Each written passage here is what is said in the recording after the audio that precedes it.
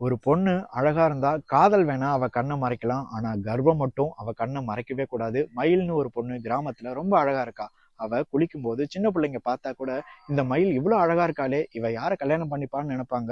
16 வயசுல அவ வயசுக்கு வரா. அப்ப பெரியவங்க கூட நினைக்கிறாங்க, இந்த மயில் இவ்வளவு அழகா இருக்காளே, இவ யார கல்யாணம் பண்ணிப்பா அப்படின்னு.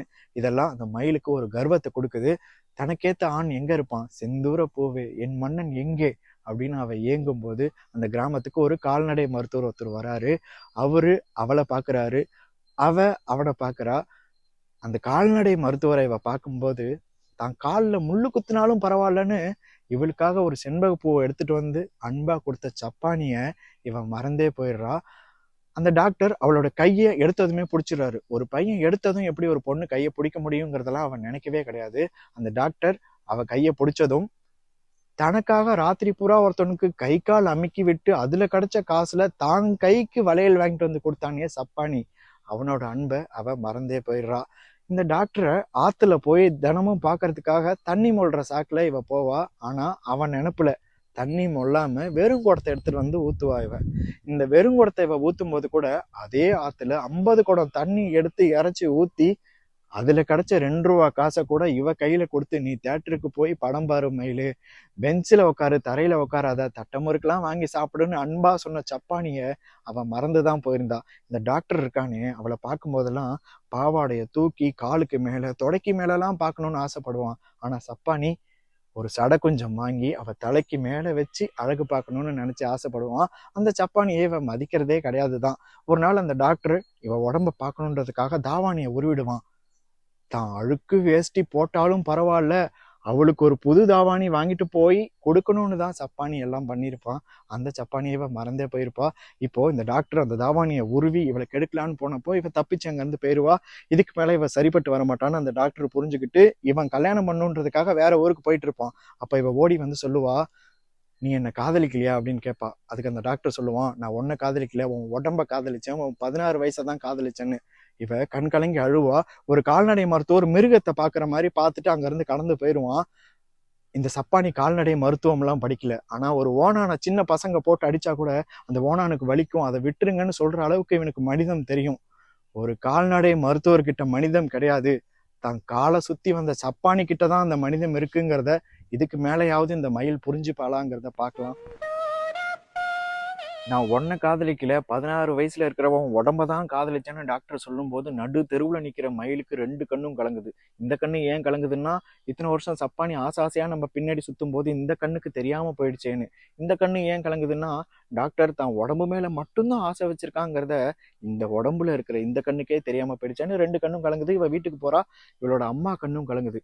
2 மாசம் பழகுன அவனுக்காகவே மயில் கண்ணு கலங்கும் போது அந்த மயிலை பெத்தெடுத்த 16 வருஷம் வளர்த்த அந்த தாய்க்கு கண்ணு கலங்காதா? அவ சொல்றா, நீ செத்து போயிருந்தாலும் சந்தோஷப்பட்டிருப்பேன், கெட்டு போய் வந்துட்டு அப்படின்னு. அம்மா நான் கெட்டே போகலன்னு இவ சத்தியம் பண்றா. அம்மா வாயை அடைச்சிடலாம், ஊரு வாயை அடைக்க முடியுமா? இவளுக்கு கல்யாணம் ஏற்பாடு பண்ணும்போது மாப்பிள்ளை வீட்டுக்காரங்க அந்த பொண்ணை பத்தி விசாரிக்கிறாங்க. பரட்டன்றவன் சொல்றான், அந்த பொண்ணுக்கு டாக்டர் கூட தொடர்பு இருக்கு, அதுக்கு மேல உங்க இஷ்டம்னு. அந்த கல்யாணம் நின்று போயிடுது. அந்த அம்மா செத்து போயிடுறாங்க.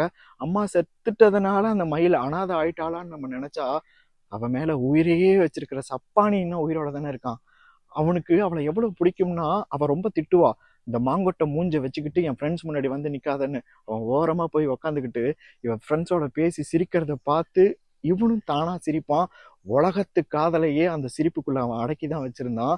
அதுவும் இவனை பார்த்து அவ சிரிச்சுட்டா போதும், 21 தடவை இஷ்ட தெய்வத்தை போய் சுத்தி வருவான். அவங்க அம்மா கூட 3/4 ரூபா தான் காசு கொடுப்பாங்க. இவன் 2 ரூபா அவளுக்கு காசு கொடுத்து தட்டமுறுக்கு வாங்கி சாப்பிடுன்னு சொல்லுவான். ஆனா இவனை பார்த்து ஒரு தடவை கூட சாப்பிட்டியான்னு அவ கேட்டதே கிடையாது. சாப்பாடு போட்டு வச்சுட்டா குழம்பு ஊத்துறது மயில்தான்னு நினைச்சு இவன் கனவு காணுவான். கனவுன்னு கூட தெரியாம போதும் போதுன்றுவான். அந்த மயில் அங்க இருந்துகிட்டு, என்ன தனியா பேசுற லூசா நீ அப்படின்னுவா. மயிலுக்கு தன்னை பிடிக்காட்டியும் தான் மயில் கூடவே வாழ்றதா நினைச்சு அவன் வாழ்ந்திருக்கான்ல. இப்போ மயில் கூட வாழ யாருமே இல்லைங்கும் போது இவன் ஓடிடுவானா என்ன? அவ உள்ளார தூங்குறா, இவன் திண்ணையில நாய் மாதிரி படுத்திருக்கான் காவ காக்க. அவளுக்கு உடம்பு சரியில்லைன்னு தெரிஞ்சுக்கிட்டு வைத்தியரை அந்த ராத்திரியில போய் கூப்பிட்டு வரான். ராத்திரி பூரா தூங்காம அவன் நெத்தியில பத்தெல்லாம் போட்டு நாய் மாதிரி அங்க பகல்ல போய் தூங்குறான். இவன் எந்திரிச்சு போய் பாக்குறா. அவன் சொல்றான், ஆத்தா ஆடு கோழிலாம் வளர்த்தது, நாயை வளர்க்கல, நாய் மாதிரி இருந்து நான் உன்னை பாத்துக்கிறேன்னு. அந்த டாக்டர் சொல்லியிருப்பான், பொட்டி கடைக்காரியோட பொண்ணு கேவலம் நீ அப்படின்னு. ஆனா நாய் மாதிரி நான் உன்னை பாத்துக்கிறேன் அப்படின்னு சொன்னதும் அவளுக்கு கண்ணு கலங்கிடும். காதலிக்கும் போது சிரிச்சு சிரிச்சு பேசுறதெல்லாம் உண்மை கிடையாது.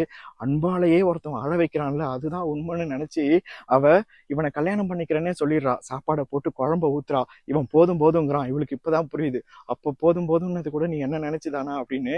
பரட்டை இவளை கெடுக்க வரும்போது இந்த சப்பானி அந்த பரட்டையை அடிச்சு கொண்டுடுறான். அதனால போலீஸ் அவனை அழைச்சிட்டு போயிடுது. அவன் ஜெயிலுக்கு போயிடுறான். மாங்கொட்டை மூஞ்சி என் மூஞ்சிலேயே முழிக்காதுன்னு அவ சொல்லியிருப்பா. இப்ப அந்த மாங்கொட்டை மூஞ்சி எப்ப நம்ம பார்ப்போம்னு நினைச்சு நினைச்சு அந்த ரயில்வே ஸ்டேஷன்லயே அவ காத்துட்டு நிக்கிறா. ஆடு வளர்த்துச்சு, கோழி வளர்த்துச்சு, நாய் வளர்க்கல, இந்த சப்பானி தானே வளர்த்துச்சு. அதனால இனிமே நான் தானே மயில் உனக்கு எல்லாம்.